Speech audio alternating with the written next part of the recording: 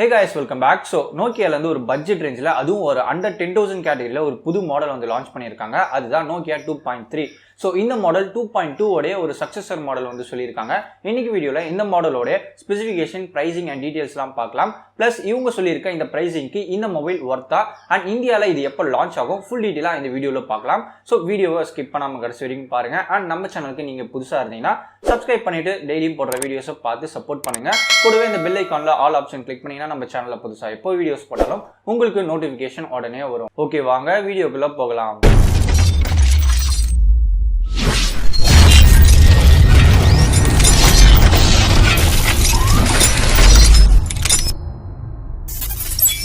So நோக்கியாலேருந்து ஒரு புது model Nokia 2.3, அதுவும் ஒரு பட்ஜெட் செக்மெண்ட்டில் அண்டர் 10,000 கேட்டகரியில் வந்து லான்ச் பண்ணியிருக்காங்க. ஒரு நல்ல விஷயம் தான். பட் என்ன இங்கே ஒரு சிக்கல்னா, இந்த ப்ரைஸ் செக்மெண்ட்டில் மற்ற பிராண்ட்ஸில் ஏகப்பட்ட மொபைல்ஸ் இருக்குது. ரெட்மி ஆகட்டும், ரியல்மி ஆகட்டும், விவோ ஆகட்டும், ஸோ எக்கச்சக்கமாக இருக்குது. இந்த மொபைல்ஸ் கூடலாம் இந்த Nokia 2.3 வந்து போட்டி போட்டு சர்வை பண்ணுமான்றதையும் இந்த வீடியோவில் சேர்த்து பார்த்தலாம்.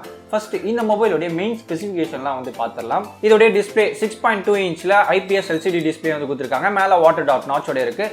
ரெசல்யூஷன் பார்த்தீங்கன்னா 720 பிக்சல் வந்து கொடுத்துருக்காங்க. HD டிஸ்பிளே தான், ஃபுல் HD கிடையாது. அண்ட் இதோடைய ஆஸ்பெக்ட் ரேஷியோ பார்த்தீங்கன்னா 19:9 வந்து கொடுத்துருக்காங்க. பிக்சல் டென்சிட்டி பார்த்தீங்கன்னா 271 வந்து கொடுத்துருக்காங்க. ஸோ இந்த பிரைஸ் செக்மெண்ட்ல டிஸ்பிளே பொறுத்த வரைக்கும் ஓகே தான் சொல்லிக்கணும். பிகாஸ் இந்த பிரைஸ் செக்மெண்ட்ல மற்ற எல்லா மொபைல்ஸ்லையும் இதே சேம் டிஸ்பிளே தான் வந்து கொடுத்துருப்பாங்க. ஸோ டிஸ்பிளே வைஸ் நல்லா கொடுத்துருக்காங்கன்னு சொல்லிக்கலாம். நெக்ஸ்ட் இந்த மொபைலோட கேமரான்னு பார்த்தீங்கன்னா ஸோ பேக் சைடில் பார்த்தீங்கன்னா டுவல் செட்டப் வந்து கொடுத்துருக்காங்க. 13 மெகா பிக்சலில் ஒரு பிரைமரி சென்சாரும் டெப்த் சென்சிங்காக ஒரு 2 மெகா பிக்சல் சென்சார் வந்து கொடுத்துருக்காங்க. அப்படியே செல்ஃபி சைடில் பார்த்தீங்கன்னா உங்களுக்கு 5 மெகா பிக்சல் வந்து கொடுத்துருக்காங்க. ஸோ கேமரா வைஸ் பார்த்தீங்கன்னா இந்த மொபைல் கொஞ்சம் ஓகேனே சொல்லிக்கலாம். பிகாஸ் இந்த பிரைஸ் செக்மெண்ட்ல நமக்கு செல்ஃபி கேமரா 32 மெகா பிக்சல் வரைக்குமே கிடைக்குது. அண்ட் பேக் சைடில் பார்த்தீங்கன்னா latest pixel binding sensors 48 mega pixel வரைக்குமே கிடைக்குது. ஸோ இந்த மாதிரியான ஒரு ஹெவி காம்படிஷன் இருக்க இந்த செக்மெண்ட்ல இந்த Nokia 2.3, அதாவது 5 இயர்ஸ்க்கு முன்னாடி பார்த்தீங்கன்னா ஃப்ரண்ட் சைடில் 5 மெகா பிக்சல் செல்ஃபி கேமரா கொடுப்பாங்க. அண்ட் பேக் சைடில் 12 மெகா பிக்சலோ இல்லை 13 வந்து கொடுத்துருப்பாங்க. ஸோ ஒரு 4 to 5 இயர்ஸ்க்கு முன்னாடி வந்து அந்த ஒரு ஃபீச்சரை இந்த மொபைலில் வந்து கொடுத்துருக்காங்க. ஸோ லேட்டஸ்ட்டாக கொடுத்துருந்தா கொஞ்சம் நல்லா இருக்கும். ஸோ இந்த பக்கம் ஒரு ஹெவி காம்படிஷன் இருக்குது. அதுக்கு மத்தியில் இந்த கேமரா சர்வை பண்ணுமான்றது கொஞ்சம் டவுட் தான். பட் இருந்தாலும் ஒரு சின்ன ஹோப் இருக்குது. பிகாஸ் நோக்கியாவுடைய கேமராஸ் எல்லாமே கொஞ்சம் நல்லா குவாலிட்டியாக கொடுப்பாங்க. 2 மெகா பிக்சல் நீங்கள் ஃபோட்டோ எடுத்தாலே நல்லா கொஞ்சம் கிளாரிட்டியாகவே இருக்கும். ஸோ அந்த அளவுக்கு ஒரு குவாலிட்டியான சென்சார்ஸை வந்து கொடுப்பாங்க. ஸோ இந்த மாடலில் இருக்க அந்த 13 மெகா பிக்சல் ஆகட்டும், ஃப்ரண்ட் கேமரா 5 மெகா பிக்சல் ஆகட்டும், குவாலிட்டியாக இருக்கும்ட்டு எதிர்பார்க்கலாம். ஸோ லான்ச் ஆனதுக்கப்புறம் பார்ப்போம். அப்படியே இந்த மொபைலோடைய ப்ராசஸர் பக்கம் வந்தீங்கன்னா MediaTek Helio A22 ஒரு சிப்செட் வந்து கொடுத்துருக்காங்க. இந்த சிப்செட்டோடைய ஹையஸ்ட் கிளாக் ஸ்பீடுன்னு பார்த்தீங்கன்னா 2 GHz வந்து சொல்லியிருக்காங்க. GPUன்னு பார்த்தீங்கன்னா PowerVR GE800 வந்து கொடுத்துருக்காங்க. ஸோ இந்த ப்ரைஸிங்க்கு இந்த ப்ராசஸர் ஒர்த்தான்னு கேட்டிங்கன்னா, பிகாஸ் இந்த பிரைசிங்க்கு நம்ம மற்ற மொபைல்ஸ் பிராண்டில் Snapdragon 632 ப்ராசஸர் கிடைக்குது. அண்ட் Snapdragon 665 ப்ராசஸர்லாம் கிடைக்குது. ஸோ இந்த MediaTek Helio A22 ப்ராசஸர் எது கூட கம்பேர் பண்ணலான்னு பார்த்தீங்கன்னா Snapdragonோடைய 400 சீரிஸான 450 கூட வந்து கம்பேர் பண்ணிக்கலாம். ஸோ மற்ற மொபைல்ஸில் இந்த Snapdragon 450 ப்ராசஸர் எந்த பிரைசிங்கில் கிடைக்கும்னு பார்த்தீங்கன்னா ஒரு 5,500 to 6,500 உங்களுக்கு கிடைக்கும். ஸோ இந்த MediaTek A20 கம்பேர் பண்ணுறப்போ Snapdragon 450 ப்ராசஸர் 2 to 4% நல்லாவே பர்ஃபார்மன்ஸ் வரும் அந்த ப்ராசஸர். ஸோ அதை விட கொஞ்சம் கம்மியாக பர்ஃபார்மன்ஸ் தர MediaTek A20 ப்ராசஸரை இந்த புது மாடலான நோக்கியால 2.3ல வந்து கொடுத்துருக்காங்க. ஸோ இது ஒரு டிராபேக்னு சொல்லிக்கலாம். ஸோ ப்ராசஸர் பொறுத்த வரைக்கும் கொஞ்சம் சொதப்பிட்டாங்கன்னே சொல்லிக்கலாம். நெக்ஸ்ட் இதில் கொடுத்துருக்க ப்ராசஸருக்கு ஏற்ற மாதிரி இதில் பேட்டரி எவ்வளோ கொடுத்துருக்காங்க பார்த்தீங்கன்னா 4000 mAh வந்து கொடுத்துருக்காங்க. ஸோ இந்த ப்ரைஸிங்க்கு இந்த பேட்டரி ஓகேவான்னு கேட்டிங்கன்னா கண்டிப்பாக ஓகேன்னு தான் சொல்லிக்கணும். பிகாஸ் நோக்கியால வழக்கமாக இந்த 3000 3500 அதை மாதிரி தான் கொடுத்துட்டு இருந்தாங்க. அதுவும் இந்த பட்ஜெட் செக்மெண்ட்ல அண்டர் 10,000 கேட்டகரியில் இந்த ப்ரைஸிங்கில் வரப்ப இந்த 4000 ஓகேனே சொல்லிக்கலாம். ஸோ இதே பிரைஸ் செக்மெண்ட்ல மற்ற மொபைல்ஸ்லயும் உங்களுக்கு 4000 4500 அந்த ரேஞ்ச் தான் வந்து கிடைக்குது. ஸோ பேட்டரியை பொறுத்த வரைக்கும் நல்லாவே கொடுத்துருக்காங்க.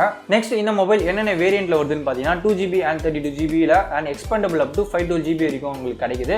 ஸோ இந்த பிரைசிங்க்கு இந்த ரேம் வந்து ஓகேவான்னு கேட்டீங்கன்னா கண்டிப்பாக நாட் ஓகேன்னு தான் சொல்லிக்கணும். பிகாஸ் இந்த பிரைஸுக்கு நம்ம மற்ற பிராண்ட்ல 3GB RAM and 4GB RAM வரைக்குமே உங்களுக்கு கிடைக்குது. ஸோ இன்னைக்கு தேதிக்கு எல்லாருமே ஏகப்பட்ட ஆப்ஸ் வந்து யூஸ் பண்ணிட்டு இருக்காங்க. ஸோ ஃபேஸ்புக் ஆகட்டும், இன்ஸ்டா ஆகட்டும், சோஷியல் மீடியாவில் ஏகப்பட்ட ஆப்ஸ் வந்து யூஸ் பண்றாங்க. அண்ட் அப்படியே பார்த்தீங்கன்னா கேமிங்க்கும் நிறைய வந்து இம்பார்ட்டன்ஸ் கொடுக்குறாங்க. ஸோ இப்போ யாராவது புதுசாக மொபைல் வாங்கினாலே கேமிங்க்கு இது ஓகேவா இருக்குமான்னு கேட்டுட்டு தான் வாங்குறாங்க.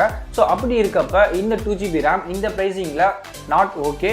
ஸோ இதையும் கொஞ்சம் சொதப்பிட்டாங்கன்னே சொல்லலாம். ஸோ இந்த மாடலே 3GB and 4GB ரேம் வரலாம். பட் அதோடைய ப்ரைஸ் இதை விட கொஞ்சம் அதிகமாக இருக்கும். ஸோ அங்கே தான் ஒரு பிரச்சனையாக இருக்குது. அண்ட் ஃபைனலாக இந்த மொபைலோடைய ப்ரைஸிங் எவ்வளோ இருக்குன்னு பார்த்தீங்கன்னா 8600 வந்து சொல்லியிருக்காங்க. ஸோ இப்போதைக்கு வந்து லீக்ஸ் படி இந்த 8600க்கு இந்த மாடல் ஒர்த்தான்னு கேட்டிங்கன்னா கொஞ்சம் யோசிக்க வேண்டியதாக தான் இருக்குது. பிகாஸ் இந்த ப்ரைஸ் செக்மெண்ட்டில் இதை விட அட்வான்ஸாக மற்ற பிராண்ட்ஸில் ஏகப்பட்ட மாடல்ஸ்லாம் வந்து இருக்கு. ஃபார் எக்ஸாம்பிள் ரெட்மி Y3 ஆகட்டும், அதோட பிரைசிங் வெறும் 8000 தான். பட் அதில் கொடுத்துருக்க ப்ராசஸர் பார்த்தீங்கன்னா Snapdragon 632 ப்ராசஸர் வந்து கொடுத்துருக்காங்க அண்ட் 3GB RAM வேரியன்ட்டோட வருது. ஸோ அந்த மொபைல் டே டு டே யூசேஜுக்கு ஆகட்டும், கேமிங் ஆகட்டும் எல்லாத்துக்குமே ஓகேவா இருக்கும் அந்த பிரைஸ் செக்மெண்ட்ல. அண்ட் அப்படியே பார்த்தீங்கன்னா ரெட்மி நோட் 7S ஒரு மாடல் இருக்கு. ஸோ அதோட பிரைசிங் பார்த்தீங்கன்னா 8900 சம்திங்ல இருக்கு. அண்ட் அதில் ப்ராசஸர் பார்த்தீங்கன்னா Snapdragon 665 ஓட கொடுக்குறாங்க. ஸோ அந்த மொபைலும் அந்த பிரைசிங் செக்மெண்ட்டுக்கு ரொம்பவே ஒரு நல்ல ஃபோன் சொல்லிக்கலாம், day to day usage and கேமிங்க்கு எல்லாத்துக்குமே. ஸோ அப்படி ஒரு காம்படிஷன் இருக்க இடத்துல அதே பிரைஸ் செக்மெண்ட்ல இந்த 2GB RAM variant and MediaTek A22 ப்ராசஸரோட இந்த மாடல் ஓகேவான்னு கேட்டீங்கன்னா கண்டிப்பாக யோசிக்கணும். ஸோ ஒரு நோக்கியா ஃபேன்ஸாக இருக்கவங்களுக்கு இந்த மாடல் ஓகேவா இருக்கும்.